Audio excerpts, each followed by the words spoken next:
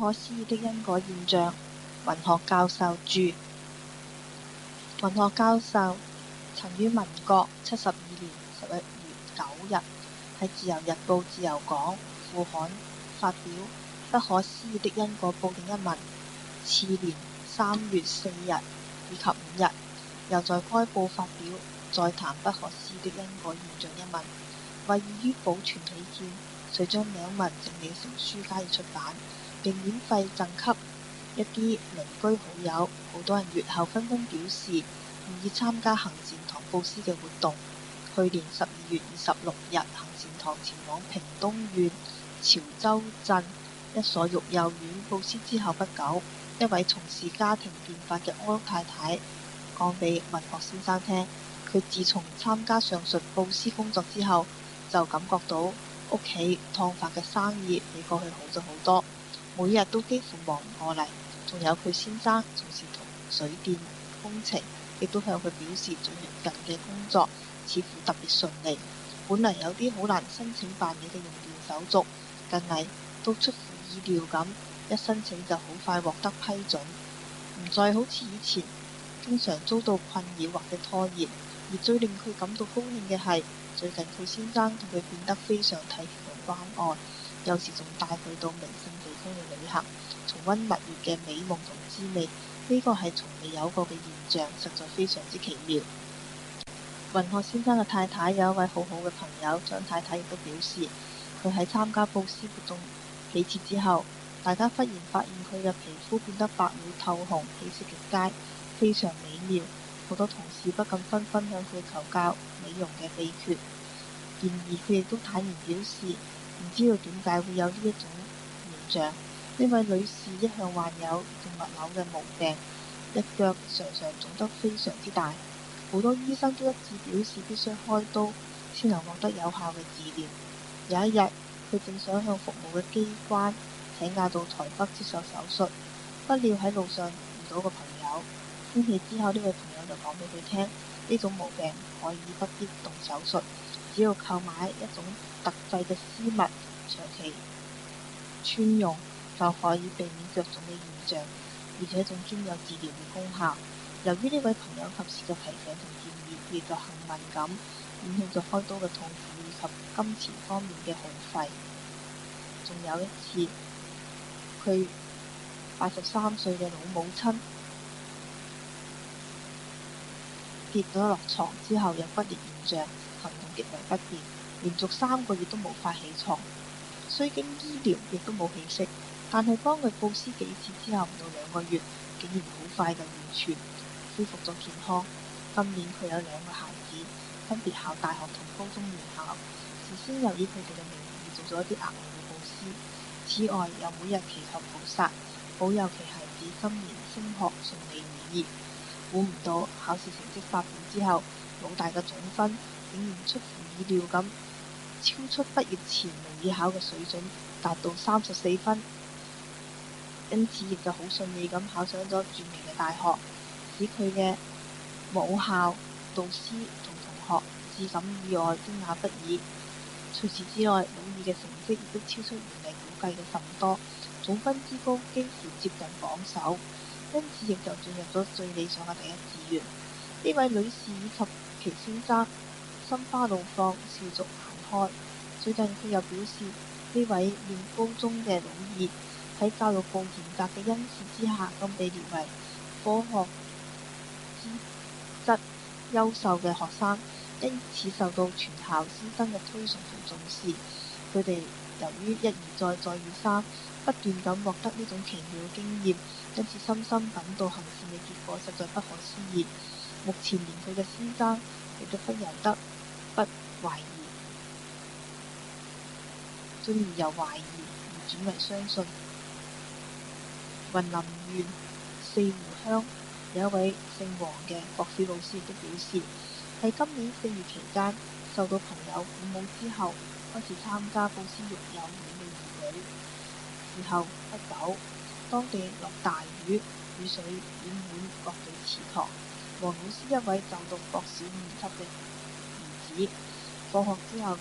就搭車不慎跌落大祠堂之中，當時水深過頂，佢又唔識游水，附近亦都冇行人加以救助。估唔到佢掙扎一陣之後，就安然爬上岸而幸免於難。事後呢位小朋友講俾屋企人聽，佢跌入水池之後，發現兩隻腳冇辦法踏到底，亦冇辦法揸到或者踏到任何嘢，因此好惶恐，只好拼命掙扎，盲目移動，心諗呢次一定冇希望啦。估唔到後嚟竟然意外咁靠近岸邊，摸到石頭而安然脫險。佢亦都唔知係咩原因。黃老師夫婦喺事後除咗謝天謝地、深感慶幸之外，又堅定咗對行善嘅信心。此外，中南部有一位小學老師，由於佢念高中嘅老大唔中意讀書，而且交友不慎，屢次遭受學校開除或者退學，因此自為操心同苦惱。去年6月起，喺同事嘅建議之下，開始從事各種報師活動。估唔到幾個月之後，呢個細路就順利考上到一間理想嘅高中，而且好幸運咁遇到一位極富愛心嘅師長。喺呢位師長以深入輔導之下，目前居然變成勤奮好學、隨規蹈矩，同過去相比簡直判若兩人。因此呢位女老師亦都不得不感到行善效果嘅奇妙。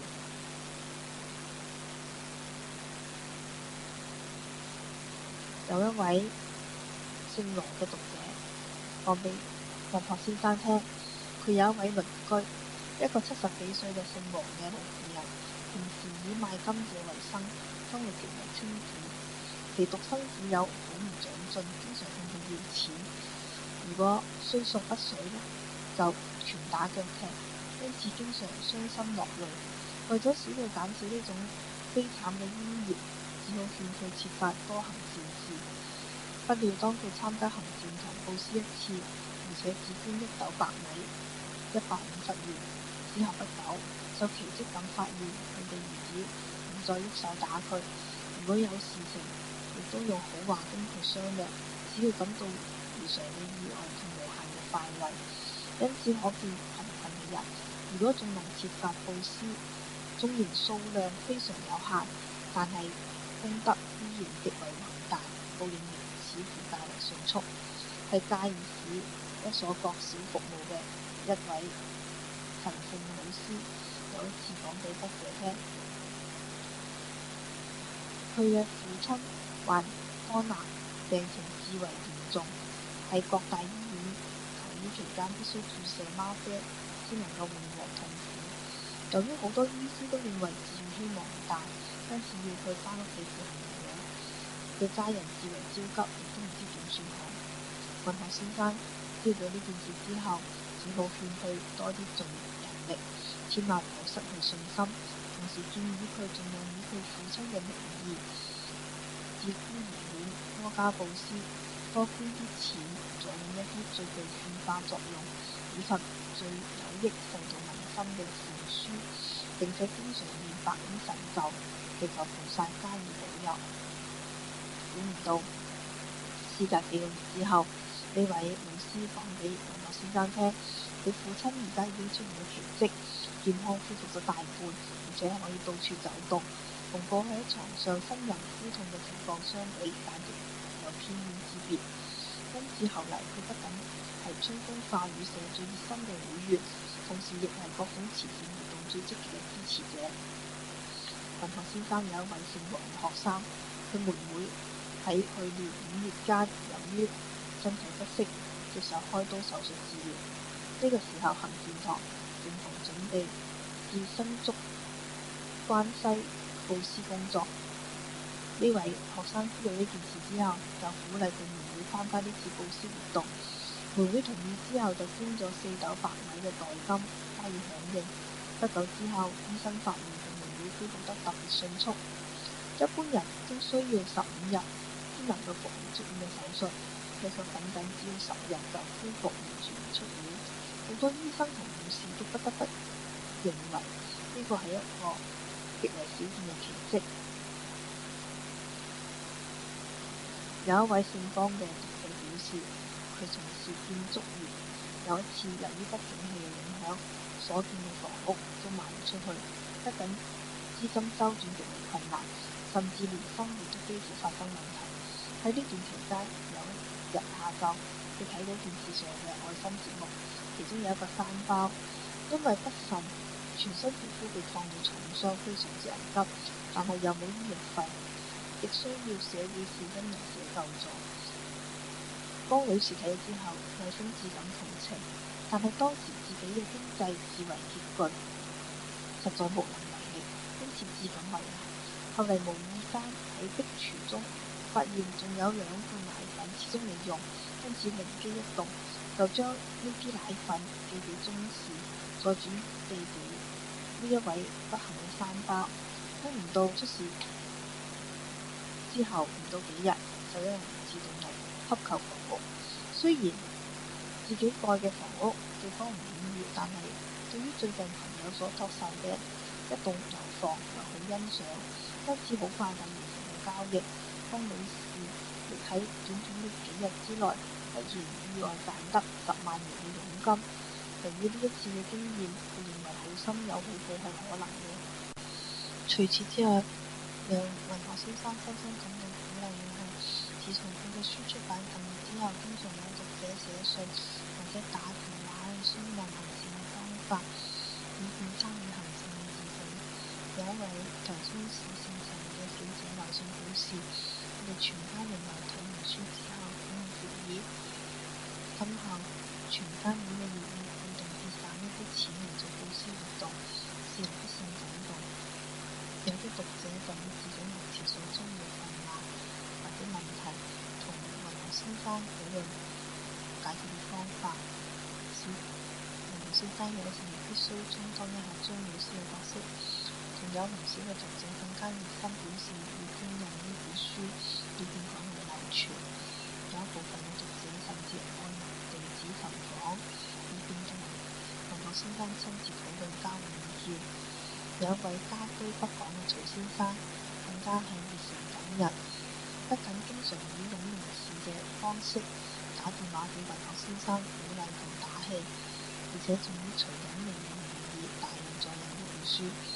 甚至仲贈送俾文學先生一批中英牌嘅高級牛皮紙以及郵票郵資，以便幫助郵寄善書之用。呢種鼓動熱腸嘅表現，令文學先生衷心感激不盡。德不孤，必有鄰。我哋嘅社會目前儘管犯罪事件層出不窮，令人寒心，然而亦都同時有更多慈悲無賴嘅民眾佢哋善心人士。呢個係一件值得安慰同